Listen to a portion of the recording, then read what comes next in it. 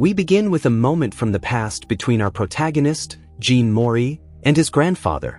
He makes a promise about friendships, but it was just a dream. Jin is a normal guy, and he wakes up late, so he goes flying on his little bike, almost running over an old lady along the way. The God of Highschool, in this case, is a very popular tournament, and everyone is eager to watch it, as the whole city is talking about it. We then see a guy who is working the night shift before the preliminaries. When he leaves work, he says he's going to have to take more shifts to earn more money. We also see a girl who is lost and asks some judokas to show her where the arena is. She says that the guy's muscles are beautiful, and they strike a pose, showing off. Meanwhile, the protagonist is speeding on his bike but has to stop to help a cute old lady who was robbed by a guy on a motorcycle. He starts chasing the guy with all his might, but ends up crashing into the girl who was watching the guys posing for her and breaks her glasses, making her knock him down. But at the same moment, she understands the situation and helps him. So, there they are, the two of them on a bike chasing a guy on a motorcycle. The chase continues, with the girl throwing punches left and right. She even helps by sticking her sword into the ground to make a sharp turn, scaring the motorcyclist, who speeds up even more. With the protagonist and the sword-wielding girl already frustrated, the motorcyclist throws the money away. The protagonist slams on the brakes, and the girl makes a huge leap toward the thief. When she finally unleashes an aerial sword technique, a sign interrupts the move, and she slams into the sign with just her skull, leaving a dumbfounded expression. When the thief loses his focus and looks at the damage, in slow motion, a punch comes flying at his face, knocking him off the motorcycle and raising a cloud of dust where he lands. The guy who threw the punch was the same one who was working the night shift to earn money, impressing both the protagonist and the girl. After that, a guy with a big nose is introduced at the God of Highschool, where the three had gone. They start arguing about the thief, and the protagonist introduces himself to Daewi and the girl, who is Mira. The tournament is presented, where anything goes, and victory is achieved by knockout or submission. It's mentioned that regional tournaments are already taking place all over Korea to decide the participants for the main tournament. The introduction of all the sole competitors begins.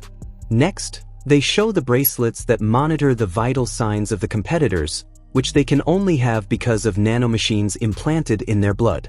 After the simple presentation, the Battle Royale-style fight begins, where everyone has to fight everyone. Two random competitors start fighting, and the competition kicks off, with each one hunting weaker opponents to crush. Different fighters quickly clear out the areas where they are, like the protagonist, Mira, and Han. In the background, the observers keep an eye on the competitors who are standing out. In the meantime, a completely different guy shows up, with a somewhat crazy demeanor, beating up several opponents as soon as he arrives and teasing the sword girl. He demonstrates his resilience by taking a kick, and the protagonist, understanding the enemy's strength, begins an interesting fight between the two. They exchange powerful blows, and the episode ends with this battle. It starts with a specialized team analyzing the attack that occurred on the island in the previous episode, where a guy in a suit appears, intimidating everyone. Meanwhile, two agents talk about their apparent boss. On their way home, the protagonist and the sword girl discover they live in the same direction. During the conversation, the girl is called a gorilla by him because she is really strong. Meanwhile, Han analyzes how powerful the regeneration provided by the nanomachines implanted in their blood is, as it doesn't even let the protagonist's neck break, despite Mira having snapped it when attacking with her sword. Each one goes home, talking about their goals. Han fights to earn money, Mira fights for her family's dojo, and the protagonist drops her sword, which looks completely different when it falls. A flashback of hers shows how important the sword is, as it was a heritage gift from her father. The three help each other find the sword in the river. The next day, they all gather again at the tournament arena, where the God of Highschool preliminaries will take place. While everyone is focused, the protagonist is peacefully taking a nap in the waiting room. The reflex test starts with the crazy guy in boxers and Gangamdo, and then the battles begin. The sword girl quickly defeats her opponent, advancing to the next round. The protagonist also wins immediately, while fighter Mizan uses a Zangief-style move and wins. In the next fight, The nerd with a baseball bat easily wins, and Han's fight is no different. The protagonist watches and starts figuring out who his next opponent will be. Gon Gamdo goes to thank the protagonist and is already leaving the waiting room to fight against the ex-convict. Both start the fight, demonstrating their combat techniques. Gon Gamdo lands clean sequences of strikes on the long-haired guy, but before he loses for being out of the ring, the long-haired guy returns before time runs out and kicks his opponent in the face. The ex-convict starts taking the fight seriously, returning several punches and pulling his opponent's hair. When he grabs the guy, he strikes his heel against the Taekwondo master's face, who calmly takes the beating and tries to retaliate, but without success. Gamdo starts getting humiliated with multiple slaps, being forced to apologize. A flashback shows the long-haired guy doing the same to someone else, and he starts a sequence of strong hits and kicks on Gamdo until he leaves him completely battered. The protagonist, irritated by the long-haired guy's style, enters the arena and, with a powerful kick, sends the ex-convict to the other side of the arena. At the same moment, 4 agents come to contain the situation.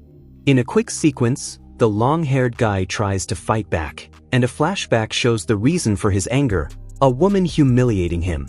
After threatening to send everyone to hell, he tries a pure darkness attack toward the protagonist, who flies at him, returning the kick and following up with a triple kick combo, slamming him against the ground.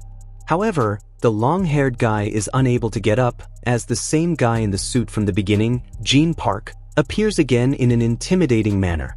He introduces himself as the chief administrator of the tournament and says the protagonist will be punished for interfering in a fight. Thus, the protagonist is taken away with a smile on his face, completely calm. We start by seeing a crazy cult listening to the tournament on the radio and praying to Jabberwock. Shortly after, we see Gon Gamdo in the hospital, all messed up, clearly in no condition to fight, and therefore, he's eliminated from the tournament. Kong Manzok was so scared that he couldn't fight anymore. Our protagonist, Jin Mori, was almost eliminated for breaking the rules, but he wasn't expelled. In the next scene, we see the fight between Mira and Ma Mizion. It was a well-balanced fight. Sometimes Mira took hits, and sometimes Ma Mizion did.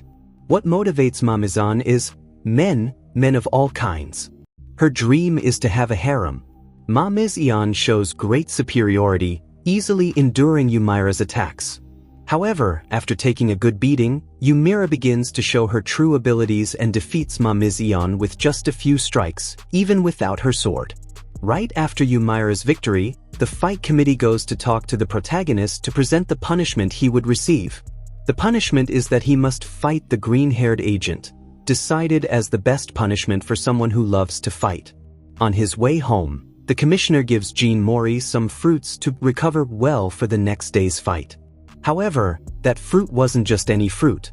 After eating it, Jin Mori seems to be poisoned, starts coughing up blood, and ends up passing out.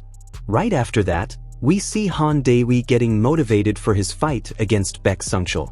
Baek seems to predict all of Han's attacks, but even that isn't enough.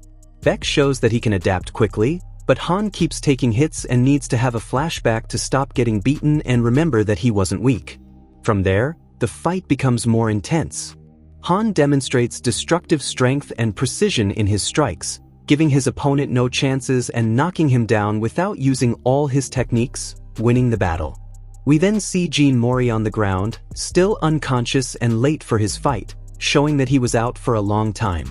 After having some strange visions, he wakes up and runs so he won't miss the fight, managing to arrive just in time. The fight's rules were that Jin Mori only needed to knock the commissioner down once to win. He wins the moment the fight starts. The audience is shocked that the fight ended so quickly, but then he hits the commissioner again, showing that he didn't win by chance. However, the commissioner doesn't seem satisfied, and something strange comes out of his body, resembling a clown spirit, and almost kills Jin Mori. But he's stopped by the committee team, and Jin Mori is declared the winner. Apparently, that poison fruit was some kind of test to see if he really was related to Jin Tae-jin.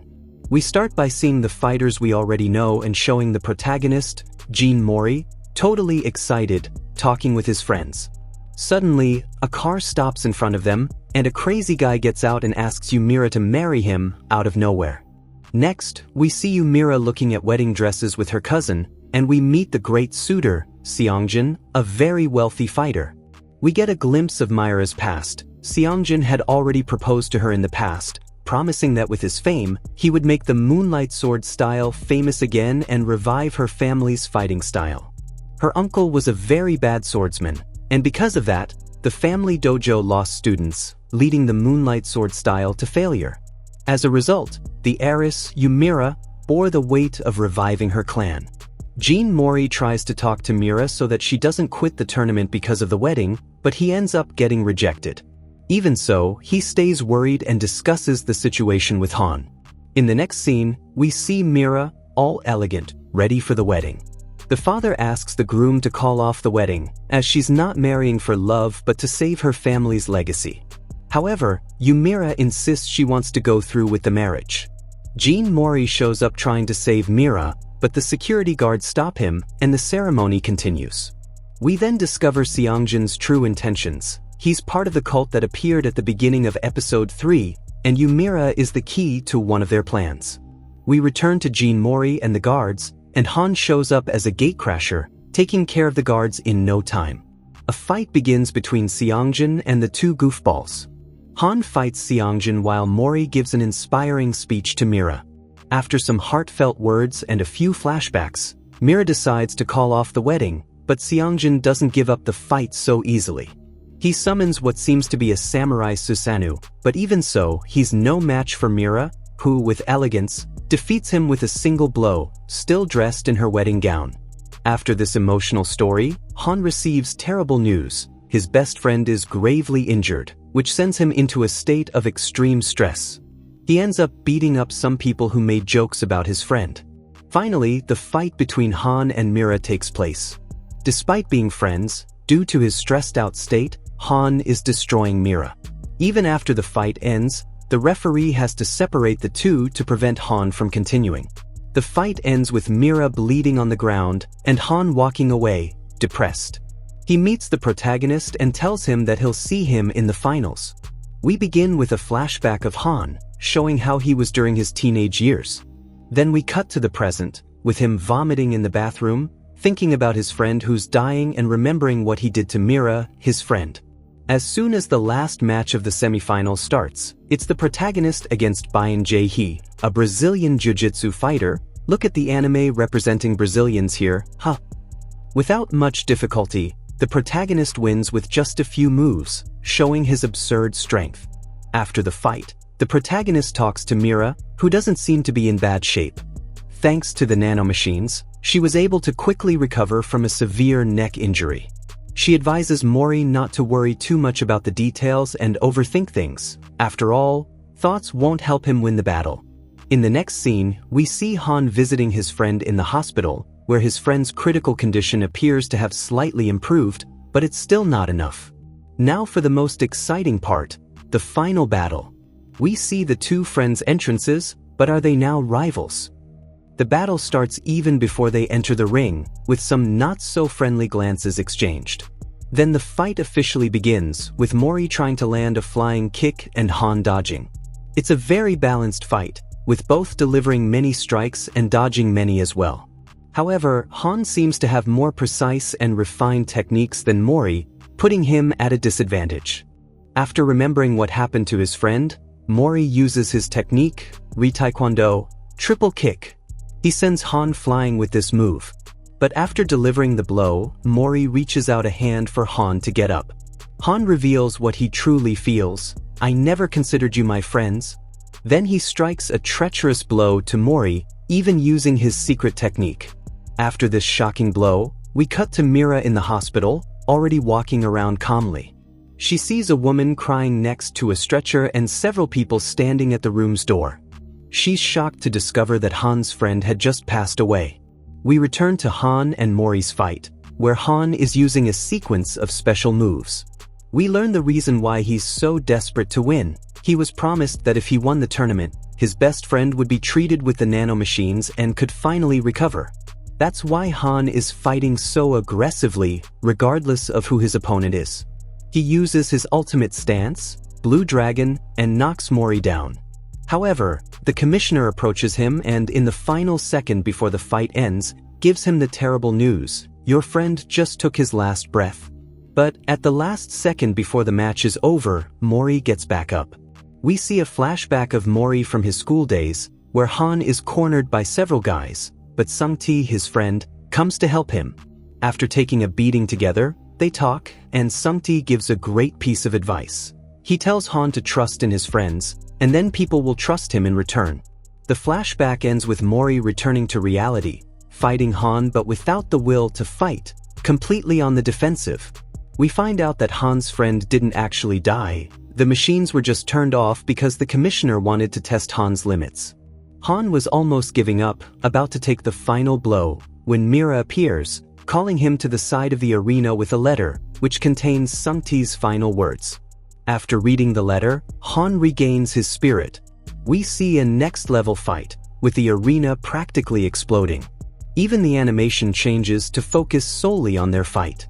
Each one shows off their special techniques, but in the end, the winner of the tournament is the protagonist, in a very close battle.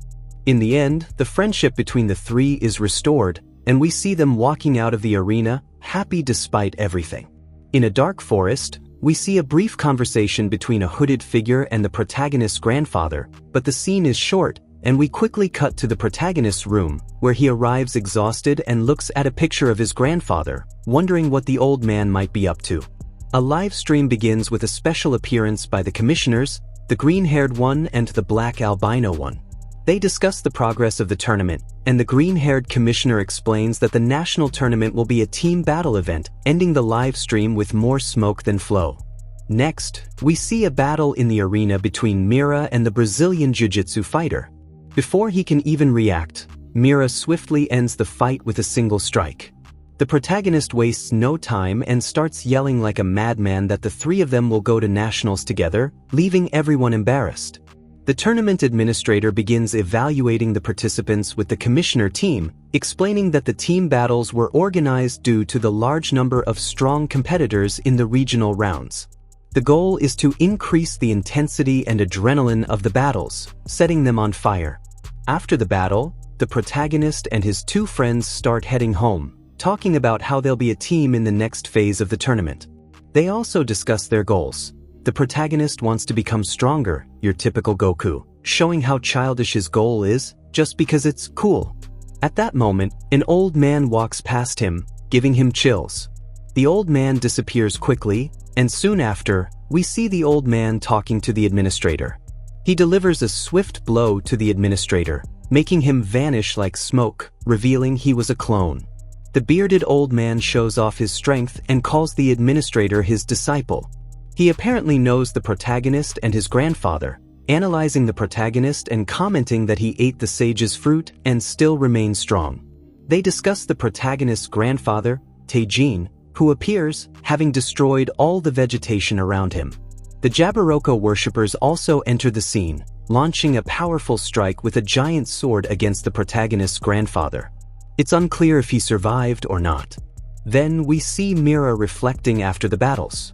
At the market, she runs into the tournament presenter, who now reveals that he's blind and has a baby. Han, meanwhile, is talking to the administrator about continuing in the tournament. He decides to continue because of the protagonist and asks about the mysterious powers he's seeing in the tournament.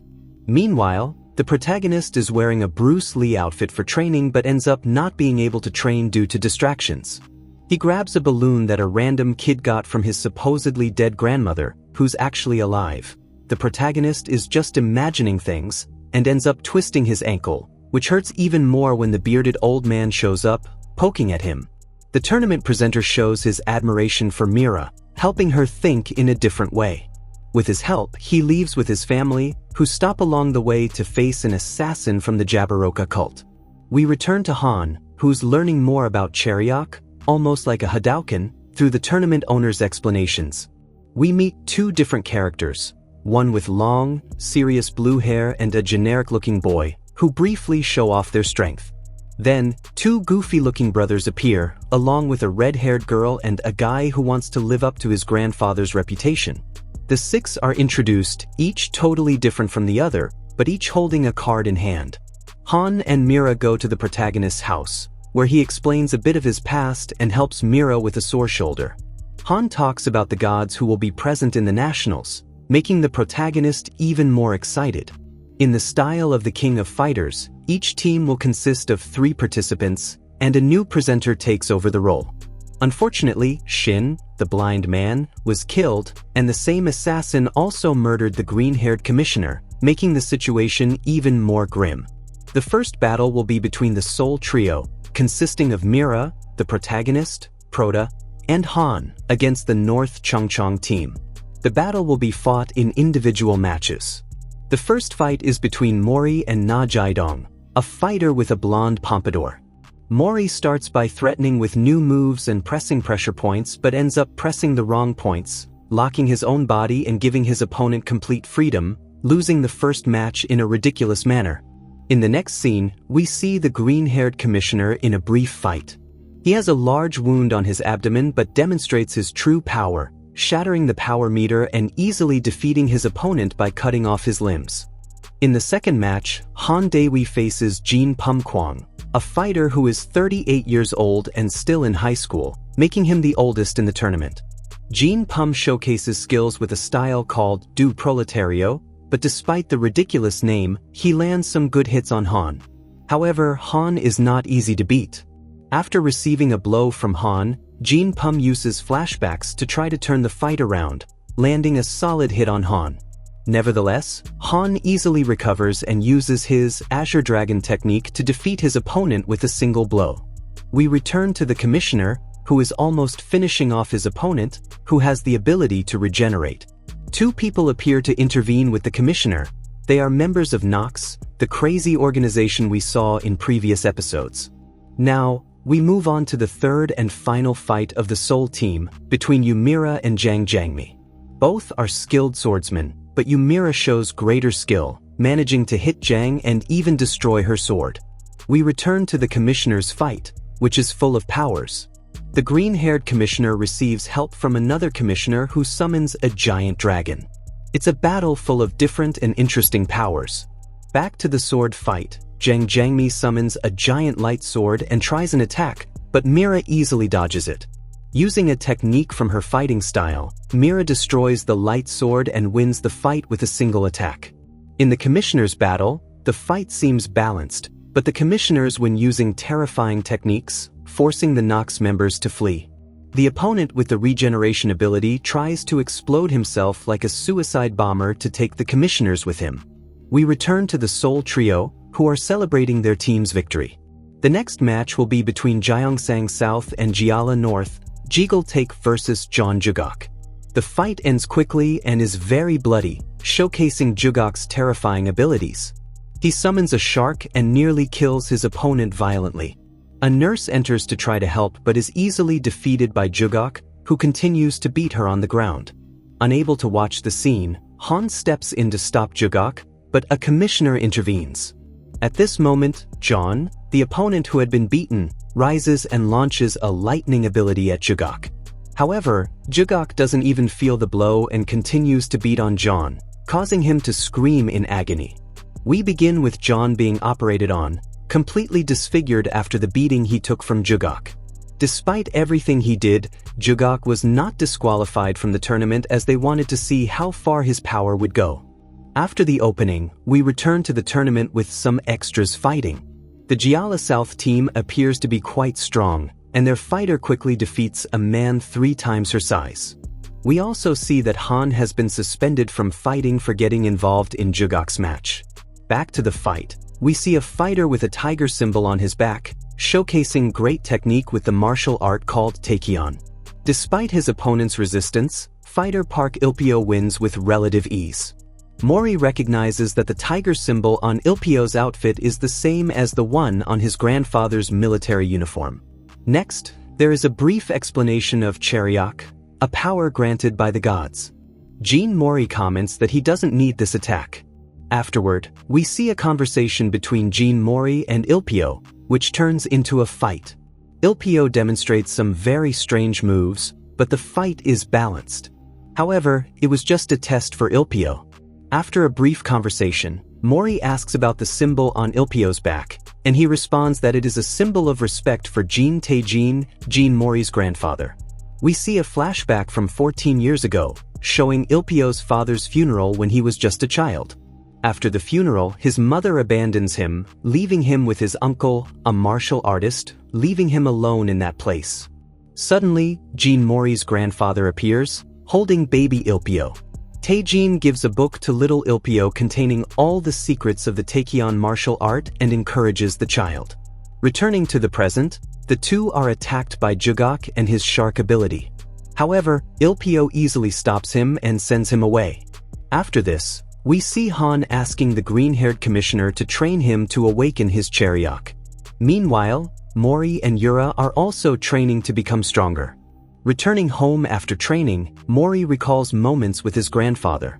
We see Mori asking his grandfather not to leave on his birthday, but Tae-jin needs to run away to keep his grandson safe. It's a very emotional scene.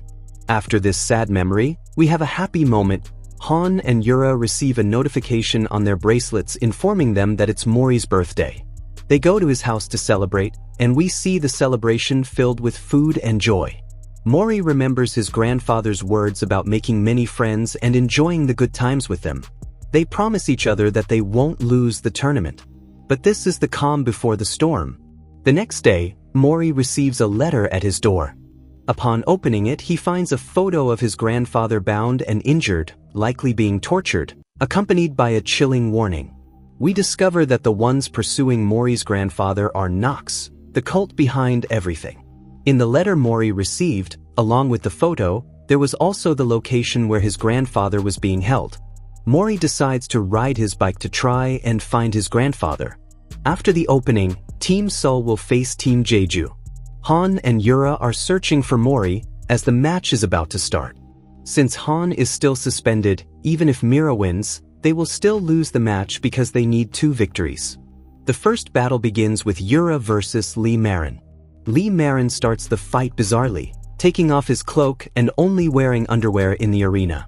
After this unsettling scene, we see Mori already at the indicated location. He finds his grandfather chained up, with blood on the floor and unconscious. Back to Yura's battle. Despite her attacks, her opponent is covered in bronze oil, making her strikes difficult to land. Suddenly, the enemy reveals that he has Yura's family sword, which was stolen by the fiancés in episode 3. He reveals that it is no ordinary sword, as it can change shape, a sword that carries the power of the gods. Even without the sword, Yura is not an easy opponent. Returning to Mori and his grandfather, we discover it was a trap. The fake Taejin's body explodes, destroying the entire area. A strange man who caused all this appears. Despite taking an explosion to the face, Mori gets up. The strange man performs a shadow clone jutsu against Mori. Back to Yura's fight, her opponent is part of Nox, who has been after her all along. Now we see Han fighting members of one of the teams. He isn't wasting any time, simply taking down a fighter and moving on to help the opponent she had knocked down. Out of nowhere, the woman gives him a kiss. Returning to Mori, he faces the strange man's clones. The more he defeats, the more clones appear. We discover that the real members of Team Jeju were killed and replaced by other minds. Mori becomes so enraged that he uses his pressure point technique again. For an hour, he feels no pain, fighting without caring about the damage he has already sustained. Returning to Mira's fight, it has turned into a humiliation, with even open-handed slaps to the face. Despite giving her all, she still gets beaten up but doesn't give up. She remembers the promise she made to her friends not to give up on winning. After fainting and experiencing bizarre hallucinations, the cliched awakening happens. Mira awakens something within herself, and the sword that was with her enemy teleports to her, returning to its true owner. Mira awakens her Chariok, the great hero of legends, Lu Bu, while her enemy's Chariok is a kraken. After awakening her Chariok, Yura defeats her opponent with a single strike.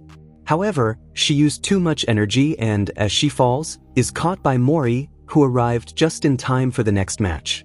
We see that Mori is furious, to the point that Han notices even from afar. Mori's opponent asks where Pei Long, the shadow clone guy, is, But Mori is so enraged that he doesn't even respond and simply kicks his opponent in the face. At the same time as Mori defeats his tournament opponent, we see that he also defeated Peilong in the same manner, filling him with kicks. Using his original technique, the Blue Dragon Kick, Mori realizes it wasn't enough and then reveals a new technique, the Twin Blue Dragon Kicks, a terrifying technique that engulfs his opponent. The episode ends showing how Mori resembles his grandfather, both monsters in the art of kicking. Ilpio's past reveals his motive for fighting. He promised his injured friend, harmed by Jiggle, that he would seek vengeance and help her return to martial arts. Despite his nobility, this is seen as an excessive quest for revenge, revealing a darker side to his motivation. We discover that Nox is behind the competitors, who are much stronger than they should be. The protagonist and the big guy continue their battles, and the protagonist's team faces Park Ilpio's team. The first battle between Han and Sunga begins, with a quick exchange of blows. Han ends up getting dizzy from a hit to the ear, making it easier for Sunga to attack. He recalls the administrator's explanation about Nox and their unique belief in a god who seeks to eliminate all Chariok users.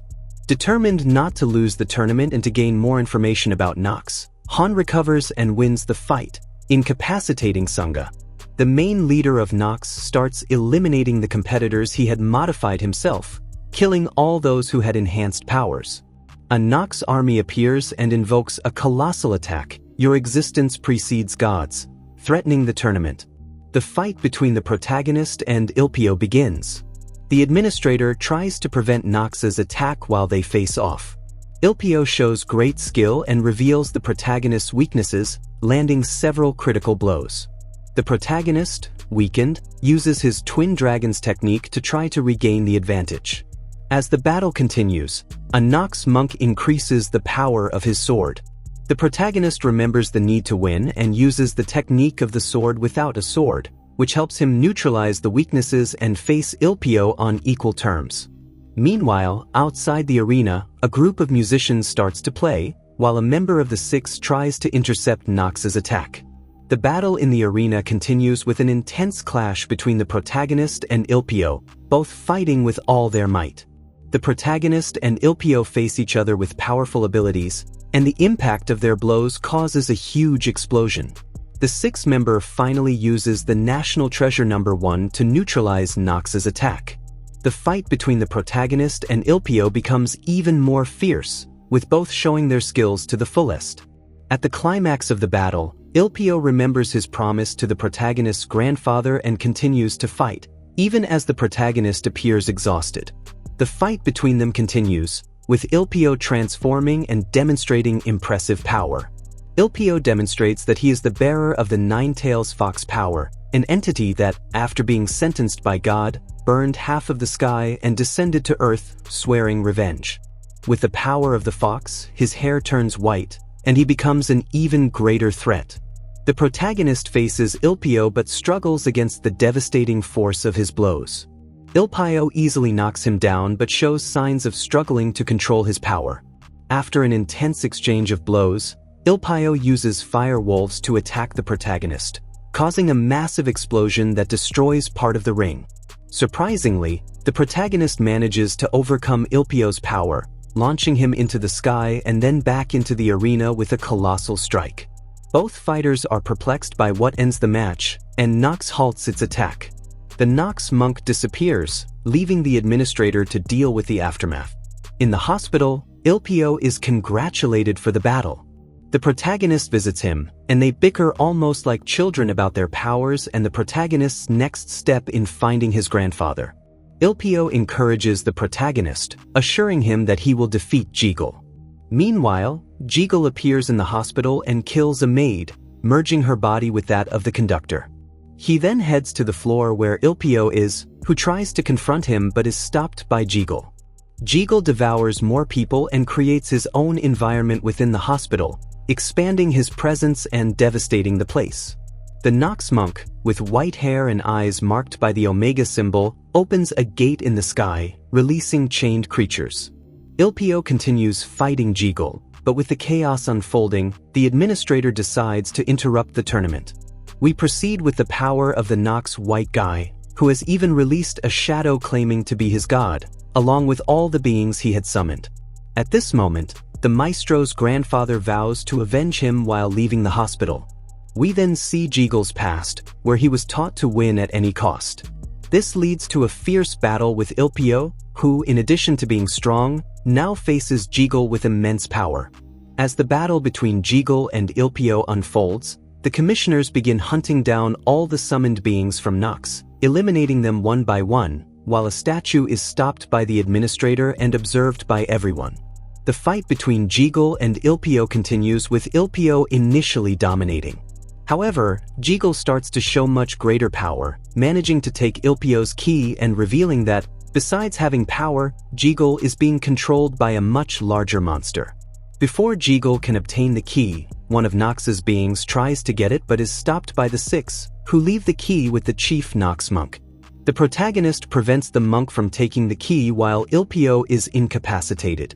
The battle between the administrator and Nox is complicated by the United States launching several missiles at Seoul.